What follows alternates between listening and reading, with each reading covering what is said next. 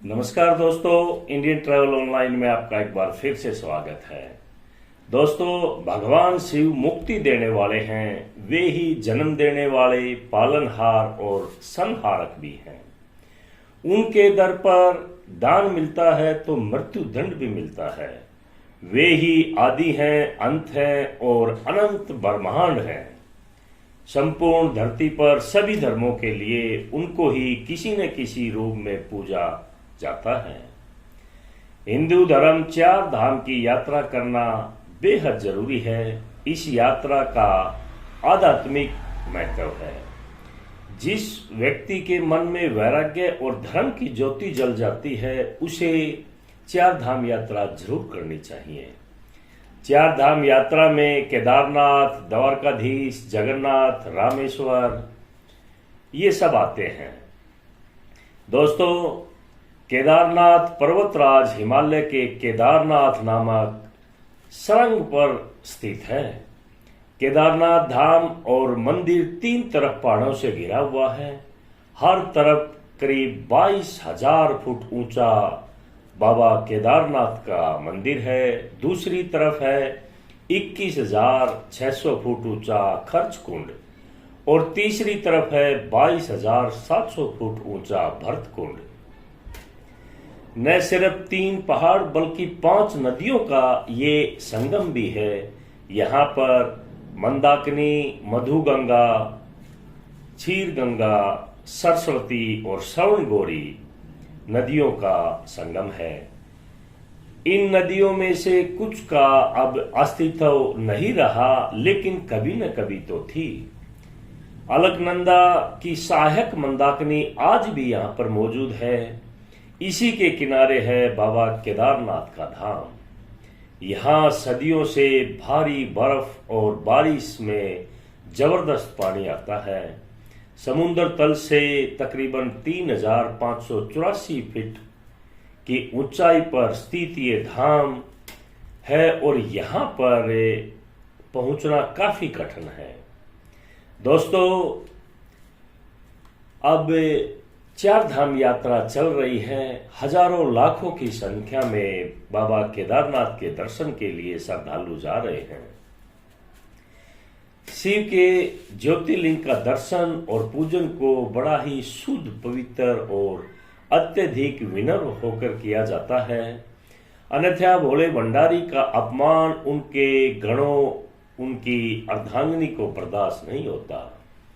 भगवान राम भी कहते हैं कि शिव का द्रोही मुझे स्वप्न में भी पसंद नहीं आता। यदि आप केदारनाथ जी की यात्रा पर जा रहे हैं तो सावधान रहे, पवित्र रहे और पापों की क्षमा के प्रार्थी बने। हिंदू लोग यह बेहद अच्छी तरह से जानते हैं कि सिर्फ शिवलिंग और शालिग्राम की पूजा और अर्चना होती है, किसी भी मूर्ति की यहाँ पर पूजा नहीं होती। शिवलिंग पर ही दूध, दही, जल और पुष्प आदि चढ़ाए जाते हैं। राम के काल से ही शिवलिंग और शालिग्राम की पूजा अर्चना की जाती है, बल्कि इससे पहले से ही चलती आ रही है। समय बदला और तीर्थों में शालिग्राम की जगह विष्णु और कृष्ण की मूर्तियां स्थापित कर दी। कई शिव मंदिरों में शिवजी की मूर्ति भी स्थापित कर दी, लेकिन कम लोगों को पता है कि सिर्फ शिवलिंग पर ही पूजा अर्चना होती है। बाबा केदारनाथ में शिव का रुद्र रूप निवास करता है, इसलिए इस संपूर्ण क्षेत्र को रुद्रप्रयाग कहते हैं। केदारनाथ का मंदिर उत्तराखंड के रुद्रप्रयाग जिले में रुद्रप्रयाग नगर में है। यहाँ भगवान शिव ने रुद्र रूप में अवतार लिया था। देश के 12 ज्योतिर्लिंगों में सबसे सर्वोच्च है केदारनाथ धाम। मानो स्वर्ग में रहने वाले देवताओं का मृत्यु लोक को झांकने का यह झरोखा है। धार्मिक ग्रंथों के अनुसार 12 ज्योतिर्लिंगों में केदारनाथ का ज्योतिर्लिंग सबसे ऊंचे स्थान पर स्थित है। दोस्तों, आज आपको एक खास बात बताएंगे लोगों का मानना है कि समूचा काशी, गुप्त काशी और उत्तर काशी क्षेत्र शिव के त्रिशूल पर बसा है। यदि यहाँ से पाताल और यहीं से स्वर्ग जाने का रास्ता बनता है। शिव पुराण के अनुसार मनुष्य यदि बद्री वन की यात्रा करके नर तथा नारायण और केदारेश्वर शिव के स्वरूप का दर्शन करता है तो निसंदेह ही उसे मोक्ष मिलता है। ऐसा मनुष्य जो केदारनाथ ज्योतिर्लिंग में भक्ति भावना रखता है और उनके दर्शन के लिए अपने स्थान से यात्रा शुरू करता है, किंतु कई बार ऐसा भी होता है कि श्रद्धालु की रास्ते में ही किसी कारण मौत हो जाती है, जिससे वह केदारेश्वर का दर्शन नहीं कर पाता। तो ये समझ लेना चाहिए कि निश्चित तौर पर उस मनुष्य की मुक्ति हो गई है। शिव पुराण के अनुसार केदार तीर्थ में पहुंचकर वहां केदारनाथ ज्योतिर्लिंग का पूजन कर जो मनुष्य वहां का जल पी लेता है उसे दोबारा जन्म लेने की जरूरत नहीं है।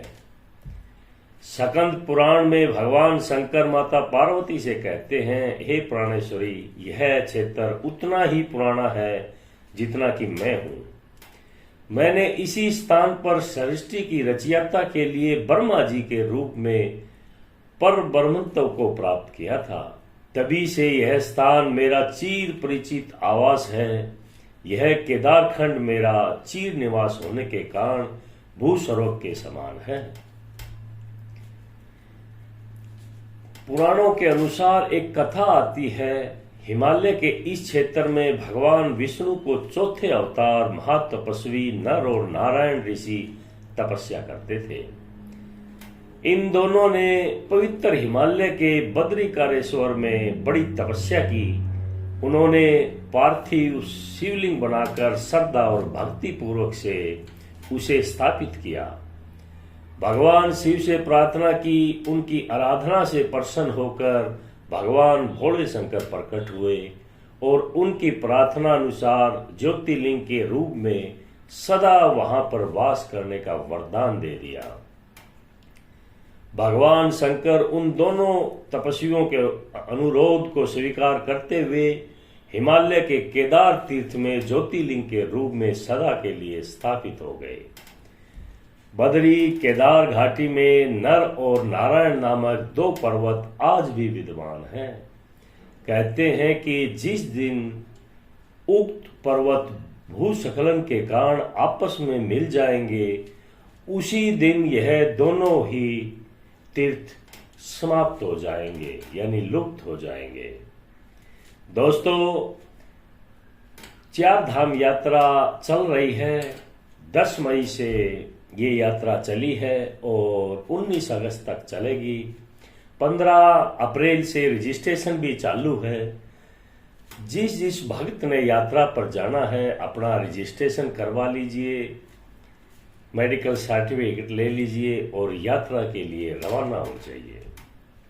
दोस्तों, आप लोगों को ये इन्फॉर्मेशन अच्छा लगे तो शेयर और लाइक जरूर करें। आगे भी आपको ऐसी इन्फॉर्मेशन देते रहेंगे।